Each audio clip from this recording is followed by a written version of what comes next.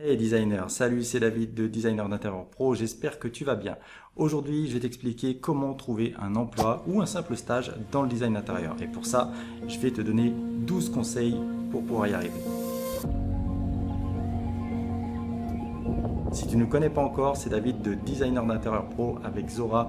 On travaille depuis 15 ans dans le design intérieur, on a plusieurs sociétés. On t'invite vraiment à t'abonner si toi aussi tu es passionné de design intérieur et que tu veux avoir des nouvelles régulières de ce métier. Et donc, je vais t'expliquer pas à pas les 12 conseils pour pouvoir trouver un job dans ce métier. Alors, on va voir les premiers conseils qui vont être des conseils généralistes pour trouver un job, quoi qu'il en soit. Et on va commencer tout de suite par le mindset. Il ne faut jamais partir défaitiste. Alors oui, effectivement, il y a plein de personnes qui ont envie de faire la même chose que vous. Il y a plein de personnes qui recherchent le même emploi, qui postulent au même job. Et pour ça, dès le début, il faut se préparer, il faut se construire un mental d'acier parce que vous allez devoir fournir beaucoup d'efforts pour obtenir ce job. Aussi d'ailleurs pour le trouver. Mais la chose qui est positive, c'est que si vous appliquez ces 12 conseils, vous allez y arriver mieux que les autres. Deuxième conseil, renseignez-vous bien sur l'entreprise. N'arrivez pas comme un cheveu sur la soupe. Vraiment, menez une enquête. Recherchez où l'entreprise se trouve sur les réseaux sociaux. Si vous avez des employés qui sont de cette entreprise que vous trouvez sur les réseaux sociaux. Et puis, s'ils ont des problématiques. Et s'ils ont des problématiques, aidez-les. Aidez-les, donnez-leur des solutions quand ils sont bloqués, donnez-leur des astuces qui vont vous permettre dans un premier temps de déjà vous faire repérer comme ça. Et ensuite, le fait de mener votre enquête va aussi vous permettre d'arriver prêt à votre entretien. Alors bien sûr, avant d'avoir un entretien, il faut déjà se poser la question comment je dois contacter ces entreprises. Soyez vraiment partout. Ne vous contentez pas d'un simple mail, appelez aussi régulièrement. Appelez plusieurs fois, montrez-vous. Montrez-vous sur les réseaux sociaux, agissez. Aidez-les quand ils sont bloqués et aussi et surtout déplacez-vous. N'hésitez pas à dire, comme je vous l'ai dit dans le mail, comme nous avions vu lors de notre appel, ce qui laissera votre interlocuteur se poser des questions à propos de votre discussion. Ce qui veut dire que ça va laisser une porte ouverte pour votre entretien. Évidemment aussi, ça paraît bête, mais soignez votre présentation, tout simplement. Ça, c'est vraiment la base. Votre image, c'est vraiment l'image que vous donnez de votre travail, de votre personnalité. N'hésitez pas à vous entraîner devant la glace, vraiment augmenter votre confiance en vous grâce à ça. Ok, donc ça c'était les conseils simples pour n'importe quel job. Maintenant on va parler des conseils spécifiques pour trouver un job ou un stage dans notre domaine à nous, le design intérieur. La passion, on doit la ressentir quand vous parlez. Et ça, c'est vraiment hyper important. Parce que lorsqu'on travaille avec passion, on est capable de déplacer des montagnes. Maintenant, on va parler de la chose que la plupart considèrent comme la chose la plus importante. Et c'est la réalité, c'est très très important. Ça va être votre vitrine. Votre vitrine, c'est montrer ce que vous savez faire. Donner envie à la personne de voir votre travail, de vous rencontrer. Alors ça va être montrer votre portfolio avec tout un tas d'éléments et contrairement à ce qu'on pense, le portfolio ça ne va pas forcément être que du graphique, que des belles 3D ou que des beaux dessins, non pas du tout. Le portfolio doit permettre de savoir ce que vous êtes capable de faire et de quoi on a besoin quand on cherche quelqu'un pour un job. En premier lieu, ça va être souvent de personnes productives, et on va en parler après, ça va être de personnes techniques, avant même d'avoir des personnes qui vont réfléchir au projet. Parce que quand vous êtes embauché ou en stage, malheureusement, vous n'êtes pas là à la base pour réfléchir au projet.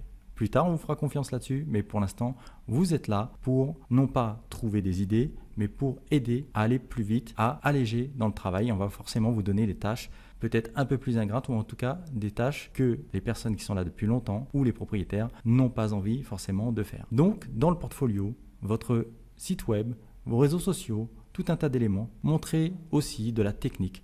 Montrez des connaissances en matériaux, ce genre de choses, entre autres. Montrez tout un tas de choses que nombreux candidats ne vont pas montrer parce que soit ils ne savent pas faire, soit parce qu'ils n'ont pas cette réflexion de se dire effectivement, il y a aussi cette partie-là qui intéresse. Alors qu'à la base, c'est pour ça qu'on vous cherche. Montrez par exemple que vous savez chiffrer un projet, montrer des tableaux, montrer des éléments de chiffres. Aucun problème là-dessus. Ça voudra juste dire que vous êtes un bon atout pour l'entreprise. Montrez aussi par exemple des outils que vous utilisez, des outils modernes, des applications autres qu'ils n'ont pas l'habitude de voir et qui font clairement gagner des avantages pour l'entreprise. Alors maintenant, on va parler du CV. Quand vous débutez dans ce métier, ou même encore pire quand vous êtes en stage, vous n'avez aucune expérience dans ce domaine. Donc mettez en avant vos compétences plutôt que votre expérience et ça sera 1000 fois plus important parce que vous pourrez démontrer tout ce que vous savez faire et lister tout ce que vous savez faire et ça c'est vraiment un plus catégorique parce que l'entreprise va tout de suite pouvoir pêcher à l'essentiel de tout ce que vous savez faire. C'est bien de dire ok, j'ai travaillé un mois à tel endroit, mais c'est encore mieux de pouvoir dire je sais faire ça, je sais faire ça, je sais faire ça, je sais faire ça.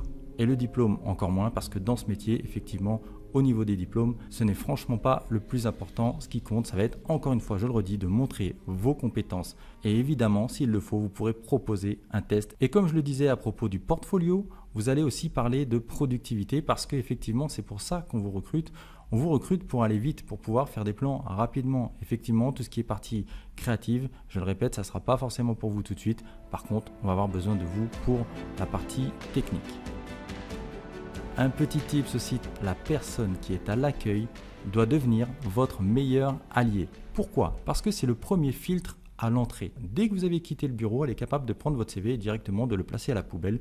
Il n'y aura aucune conséquence dessus. Cette personne est votre premier intermédiaire avec votre futur responsable. Si vous lui avez laissé un bon effet agréable qui va mettre en avant votre CV plutôt qu'un autre, et je vais même vous dire un truc parce que ça je l'ai vu avec l'expérience plusieurs fois dans des entreprises, c'est même elle qui va vous vendre au responsable parce qu'elle aura envie de travailler avec vous. Donc ne négligez pas cette personne de l'accueil, d'une part parce que ça peut être votre futur collègue et d'une autre part parce que c'est votre meilleur atout pour le moment. Le point suivant, pour moi, cette fois-ci, c'est celui-là le plus important. On va parler de la sous-traitance. Vous vous mettez à votre compte en auto-entrepreneur pour commencer et vous allez proposer vos services aux entreprises qui ont besoin de personnes comme vous mais qui n'ont pas forcément l'activité suffisante pour pouvoir vous embaucher. Et là pour vous, c'est super parce que vous allez être mieux payé qu'en tant que salarié.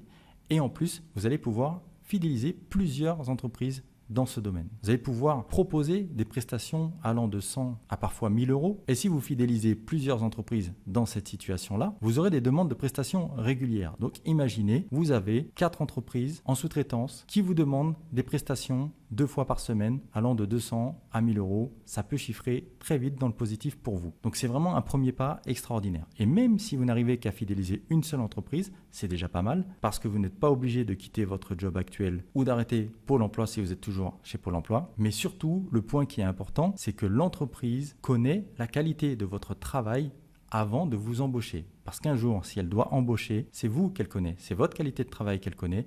Donc bien sûr, ça sera beaucoup moins risqué d'aller vous chercher vous que d'aller chercher un autre candidat qu'ils ne connaissent pas. Donc pour vous, c'est top. Parce qu'en plus, ça vous permet une immense liberté de planning. Vous pouvez vous organiser vraiment comme vous voulez. Moi-même, j'ai travaillé en sous-traitance pendant des années. En plus de mon cabinet, ça se fait beaucoup. À l'époque, j'arrivais à combiner les deux. Alors attention, évidemment, il ne faut pas rentrer en concurrence avec votre interlocuteur. Donc vraiment, tisser des liens.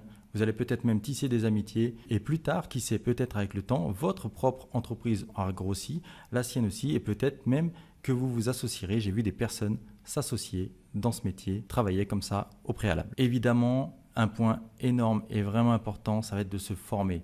Ne dormez pas sur vos acquis. Formez-vous tout le temps, ce métier évolue. C'est vraiment un point hyper important. Le monde va très vite, surtout le monde du design intérieur, ça va très vite.